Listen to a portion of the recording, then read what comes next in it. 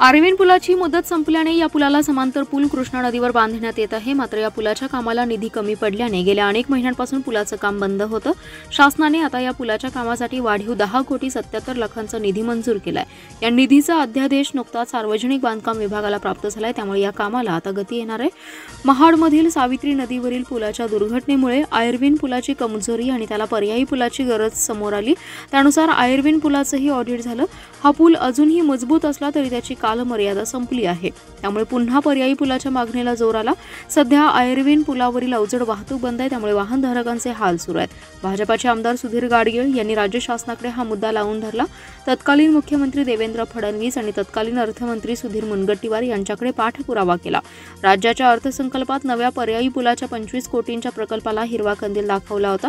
2017 मध्ये प्रशासकीय मान्यता देखील मिळाली। सार्वजनिक बांधकाम विभागाने सन 2019 मध्ये त्याला तांत्रिक मान्यता दिली। हा पूल 2 वर्षात होणार होता। काम सुरू झालं, पण पुन्हा निधीची अडचण निर्माण झाली होती, त्यामुळे गेल्या 1.5 ते 2 वर्षांपासून या पुलाचं काम रखडले। सध्या या पुलासाठी 10 कोटींचा अधिकचा निधी हवा होता, त्यासाठी आमदार गाडगीळ यांनी पाठपुरावा केला होता। अखेर शासनाने सुधारित अध्यादेश काढला। शासनाचे अप्पर सचिव पद्माकर लहाने यांनी याबाबत आदेश सार्वजनिक विभागाला दिलेले आहेत। त्यामध्ये 10,77,00,000च्या वाढीव निधीला मान्यता दिली आहे, त्यामुळे या पुलाचं काम आता 35 कोटींवर गेले, त्यामुळे आता पुलाच्या कामाला गती येणार आहे।